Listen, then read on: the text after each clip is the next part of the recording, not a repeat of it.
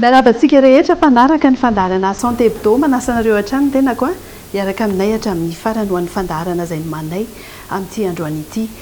Ny teknôlôjia nomerika dia mahazo vahana ary manokatra lalan-tsaina ho an'ny ankizy, ho an'ny zaza, ho an'ny lehibe ihany koa amin'ny alalan'ny fikarohana izay azo atao na ihany koa ny fialamboly izay azontsika jerenao be dia be ny zavatra azontsika fantarinao azontsika ianaranao mety hoe azontsika raisina ihany koa anatin'izany fikirakirana ny teknôlôjia izany. Ny fampiasana ny finday tablette, ny écran fahitalavitra moa zany dia lasa mahazatra ny ankizy sy ny zaza amin'izao fotoana izao. Misy fiantraikany amin'ny fihetsepo sy ny fandaram-potoanany amin'ny ankapobeny nefa ny fikirakirana an'izany raha toa ka tsy voafehintsika dia mety hiteraka vokatra tsy maro ara-pahasalamana, izany hoe eo amin'ny lafin'ny fahasalamana. Izay no resahantsika atao anatin'ny fandarana androany. Inona no mety hifandraisan'izany amin'ny fandraisana tanana manokana ireo zaza na ny pédiatrie moa zany sy izay le hoe écran sy ny ankizy izay.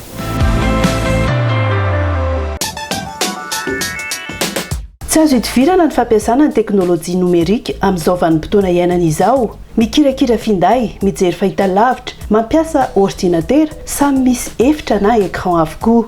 Miantraika amin'ny vatana amin'ny toe-pahasalamana, indrindra eo amin'ireo ankizy anefa ny fijerenany écran matetika loatra. Toy izao manaraka izao no mety hitranga. Ny fijanonana ela loatra eo amin'ny écran dia misy fiantraikany amin'ny maso sy ny fahitana.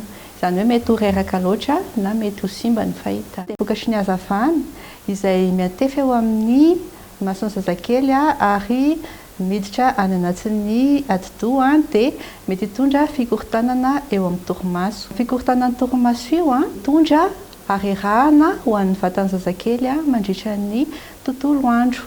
Dia vokatry izay harerahana izay indray koa dia mitondra fikorontanana amin'ny zavatra rehetra izay ataon'ilay zaza mandritra ny tontolo andro.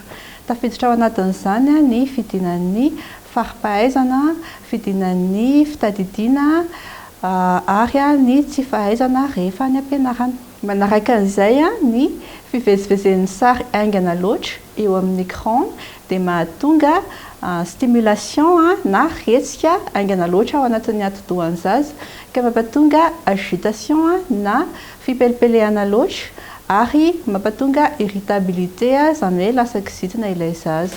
Mampiana ny fifandraisana mivantana amin'ny manodidina ihany koa ny fijanonan'ny zaza ela loatra eo amin'ny écran ka mahatonga azy amorona tontolo tsy araka ny tokony ho izy. Zaza matetika rehefa mijanona ela eo amin'ny écran ka esorina eo izy dia mitondra fahakizitinana be na fahatezerana be izay. Mety hisy fiantraikany amin'ny fiovan'ny toetran'ilay zazakely izay izany hoe mampatonga azy lasa hyper excitable na tena diso taitaitra be loatra na diso pelipelika be loatra. Manarak'izay ny fipetrahana ela loatra eo alohan'ny écran dia mampiena ny fihetsiketsehan'ny zazakely izany hoe mampiena ny aktivité tokony ataony dia misy risika ahatonga azy any amin'ilay hoe sédentarité. Mety hifangaro amin'ny toe-java-mitranga amin'ny andavanandro ny ankizy ireo ny tantosaina ireo. Rahoviana ary no ilaina ny manatona mpitsabo manokana ny zaza na pédiatre manoloana izany. Raha ohatra hita fa tena mitotongana be ny fari-pahaizan'ilay zaza any ampianarana, izany hoe lasa sady na manoratra ary tsy hainy raha ohatra izy asaina mitadidy zavatra anankiray ka afaka 3 minitra dia efa tsisy tadidiny intsony ilay zavatra ny anarany teo aloha teo dia tsy mifantoka mihitsy ilay zaza. Izany hoe raha ohatra zavatra mila fifatohana ilay asaina ataony dia tsy todiny hatramin'ny farany mihitsy iny zavatra anankiray iny fa na izy mitady zavatra fahatao na izy mipelipelika fotsiny dia tsy misy zavatra vitany. Izay ilay antsoina hoe trouble de concentration. Ankoatran'izay dia misy ihany koa ny atao hoe trouble de l'attention. Samy hafa ny trouble de l'attention sy ny trouble na concentration. Raha ohatra izao misy zaza anankiray ka mipetraka eo izy ohatra atsoinao sady tsy mitodika izy tsy miraharaha izy fa ny zavatra ataony ihany no ataony izany hoe manao trouble na attention izy zany. Hafa le fifatohana dia hafa le tsy miraharaha. Dia manarak'izay misy zaza tena simba tanteraka ny fitadidiana. Tsy mahavita mitadidy lesona izy tsy mahavita mitadidy izay zavatra ampianarina azy raha ohatra zany izy asaina manao kazy ohatra na asaina manao zavatra hafa dia tsy tafavoaka mihitsy le izy. Dia ity zavatra anankiray ity tena faran'izay matetika mitranga ary tena betsaka mihitsy amin'izao fotoana izao dia ny fikorontanany fitenenana na ny trouble du langage. Izany hoe lasa manana fahasarotana ilay zaza amin'ny fahaizana miteny. Matetika hita dia na ilay zaza tena tsy mahay miteny mihitsy, tsy mahay manonona teny singa teny zany hoe mot, na ihany koa izy miteny fa zavatra mikorontandrotana be fotsiny no lazainy na zavatra tonga dia lavalava be tsisy dikany ireny zavatra ireny dia efa anisan'ny amantarana fa efa mila fandraisana tanàna manokana ilay zaza fa tsy tokony avela amin'izao. Mazava araka izany fa ho lasa aretina mitoetra ireo tranga ireo raha mitohy sy tsy misy fandraisana ny tanana ara-potoana. Ohatra hoe ny fikorontanana eo amin'ny fianarana dia tena mety ho potika tanteraka ohatra no hoavin'ilay zaza satria tsy ahavita mianatra tsara intsony izy. Raha ohatra hoe ny fifandraisana aman'olona dia mety lasa olona hafahafa tsy mifandray amin'ny manodidina izy mihidy tanteraka misy fikorontanana ara-tsaina izay tsy mety amin'ny fiarahamonina. Ankoatran'izay ihany koa misy ilay hoe sédentarité raha ohatra tsy ampy mihitsy ny aktivité ataon'ilay zaza fa mipetraka lava foana tsy manao zavatra mihetsiketsika zany dia mety misy risika amin'ny aretina métabolique isan-karazany ny fahadavezana be loatra ny aretin'ny fo sy ny lalan-drà izay efa manomboka amin'ny betsaka amin'izao fotoana izao. Ny aretin'ny maso moa dia efa voalazantsika teo ihany koa izay mety simba mihitsy ny fahitana ka mety ilana fitsaboana sarosarotra kokoa izay vao sitrana ilay complication zany. Sarotra ny fandraisana tanana tena ela ary mitondra fijaliana ho an'ireo zaza ireo voka-dratsin'ny écran ireo. Noho izany dia mila fandanjalanjana tsara ny fampiasana azy. Inona ary ny zavatra tokony atao raha ohatra sendra mitranga ireo famantarana ireo? Ny atao voalohany dia tsara raha manantona mpitsabo zaza na pédiatre dia misy fandraisana tanana isan-karazany izay azo atao na amin'ny fikorontanan-tsaina zany izay mety ho azo saboana amin'ny alalan'ny fandraisana tanana ara-tsaina na psychothérapie isan-karazany. Mety ihany koa fiaraha-miasa amina spécialiste marobe izay misabo amin'ny fahataran'ny fitenenana na ihany koa ny tsy fahaizana manao zavatra, tsy fahaizana mifantoka, ny tsy firarahina ny manodidina sy ny fanamboarana ny fiarahamonina misy an'ilay zaza. Ny mpitsabo zaza zany no tsara atonina mialoha dia izy no manampy anao amin'ny fikarakarana ilay zaza. Marihana fa tsy tokony hijery na hikitika ny efitra na écran mihitsy ny zaza raha mbola latsaky ny roa taona. Ho an'ny ankizy 2 hatramin'ny 5 taona ora iray isan'andro miaraka amin'ny fanaraha-mason'ny ray aman-dreny no antonina. Raha ankizy 9 hatramin'ny 12 taona ora iray hatramin'ny ora 2 isan'andro ihany ary fotoaty na contenu mahasoa no tokony hojereny. Ireto ary misy torohevitra afaka atao anoloana na ampiainana ny fotoana tian'ny zaza hijerena ny écran. Omanina ny kilalao hafa izay holalaovin'ilay zaza rehefa avy miala eo amin'ilay écran izy. Ary mila accompagnena ilay zaza zany hoe tsy avela irery izy fa mila miaraka aminy eo ny mpitaiza azy na ny ray aman-dreny miara-manao ilay kilalao aminy sy mampiresaka azy. Dia ankoatran'izay ihany koa mila ampahafantarina ny zaza zany satria ny zaza na dia zaza ary any dia mahafantatra tsara izy ary mahazo tsara rehefa resahana ka ampahafantarina azy tsara hoe tsy tsara ny fijanonana ela loatra eo amin'ny écran io fa tsy maintsy asiana fetrany ny fijanonanao eo dia mila fantany zany zay dia ampiomanina izy rehefa manomboka mikirakira eo hoe afaka kelikely dia tsy maintsy hoe sorina eo ianao. Ankoatran'izay dia afaka asiana ihany koa ao an-tokantrano efitra raina maromaro izay tsisy écran mihitsy na fahitalavitra na ordinateur na téléphone fa tonga dia activité tsotra fotsiny natao. Dia tsara atao matetika ireo activité natao ho an'ny zaza izay tsy numérique. Ohatra hoe ny famakiam-boky, ny kilalao tena kilalao zany, ny fiarahana mandeha amina toerana fialamboly miaraka amin'ny ray aman-dreny, ohatra hoe rehefa week-end dia miaraka ny fianakaviana. Sampana manokana andraisana an-tanana ny fahasalaman'ny zaza vao teraka hatramin'ny 5-12 taona ny pédiatrie. Zaro-badiny zaza, indrindra izy mbola latsaky ny 5 taona ka mila fanaraha-maso manokana na ny fitombony ara-batana na ny fitombony ara-tsaina. Ny fitombony ara-batana ilay atao hoe développement staturo-pondéral. Izay misy ny fitombony ny habeny, ny halavany, lohany sy ny vatany amin'ny ankapobeny. Dia iny no tena mahazava-dehibe indrindra ny fanaraha-maso izay ataon'ny mpitsabo zaza mandritra ny taona voalohany amin'ny fiainan'ilay zazakely indrindra. Ny fanaraha-maso an'io fitombony io izay ataon'ny pédiatra dia manomboka amin'ny fahaterahan'ilay zaza.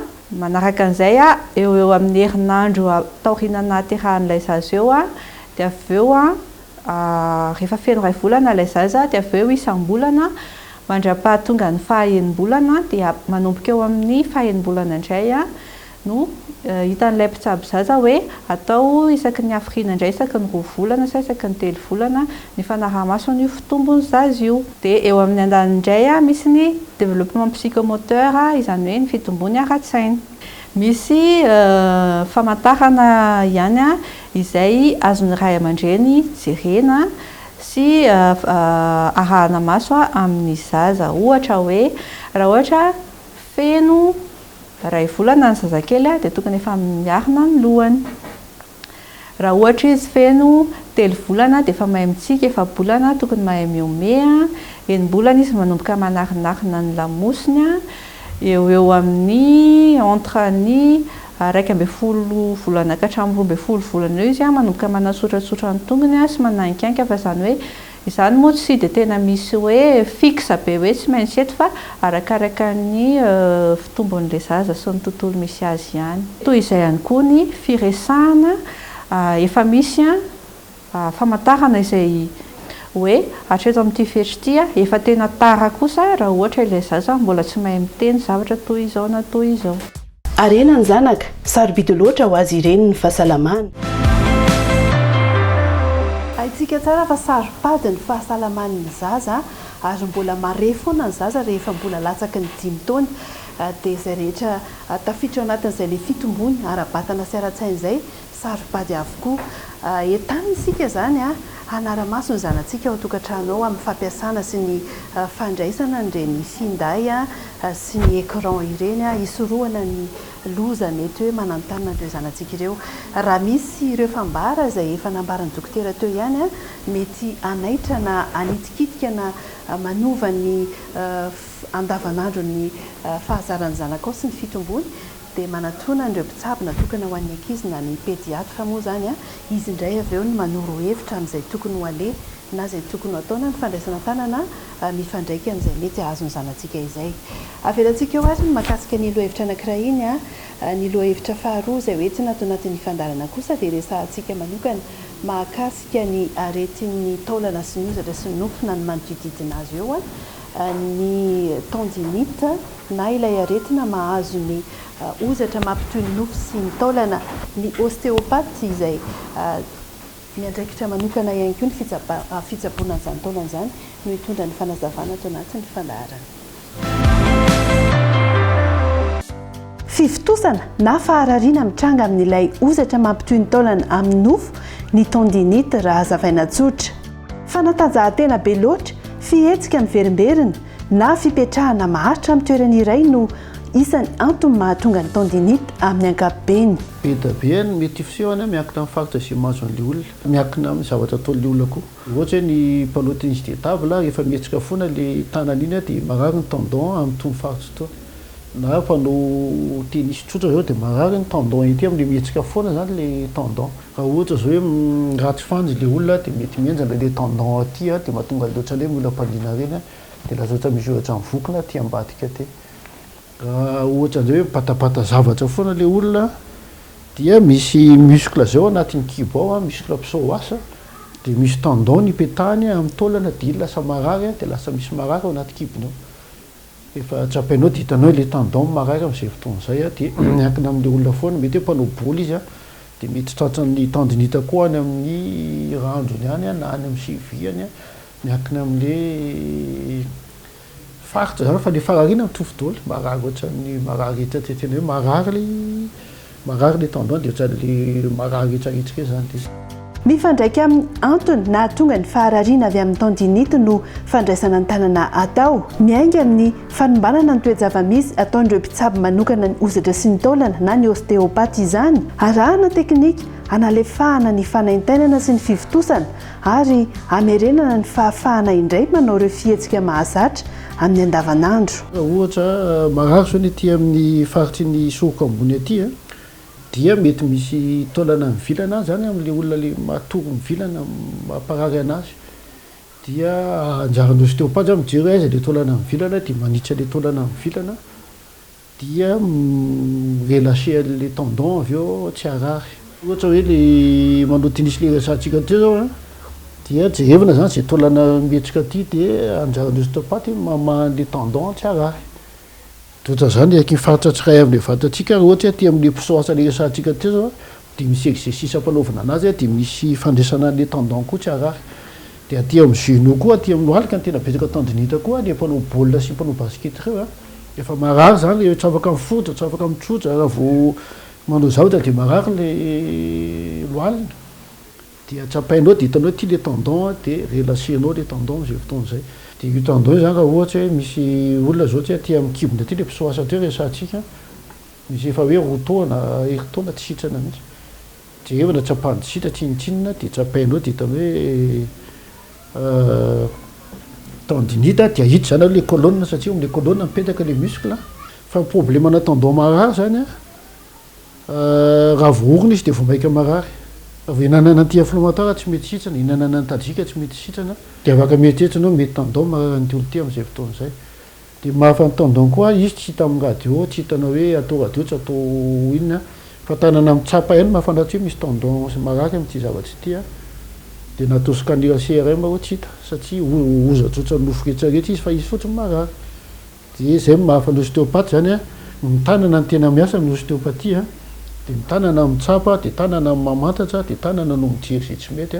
dia tanana ihany koa manasitrana izay mahatonga ny ostéopathie hoe médecine manuelle tanana foana ny tena miasa fanaovana fanatanjahantena malefaka toy ny dia-tongotra fakanaina amin'ny azavatana mafy fisorohana ny fihetsika miverimberina ary fanamafisana ny ozatra amin'ny alalan'ny sakafo ara-pahasalamana ireo no fisorohana tsara indrindra amin'ny ty faharariana mahazo ny ozatra mampitoy ny nofo amin'ny taolana na tendinite ity raha tena tsy raisina tanana izy dia mety hiteraka déchirure nefa rano zany hoe lasa rovotra mihitsy dia misy satria mienjana ela loatra eo dia ao anatin'izay koa le faharariana tsy mety afaka mihitsy le teneniko anao te misy hoe roa taona telo taona marary foana ohatra ny lohalika marary foana ao anaty kibo marary foana dia atao rehetrarehetra io atao rehetrarehetra io tsy hita amin'ny scanner tsy hita amin'ny radio tsy hita rehetrarehetra mena fanafody ray tsy nisy ninina dia tsy hita le marary intsony izay atao dia eo anao zany mitsapa dia hitany hoe tendinite mahazo midolotya dia relâchenao zany hoe izay no tena olana amin'le tendinite matetika zany tsy fahafantarana an'izy satria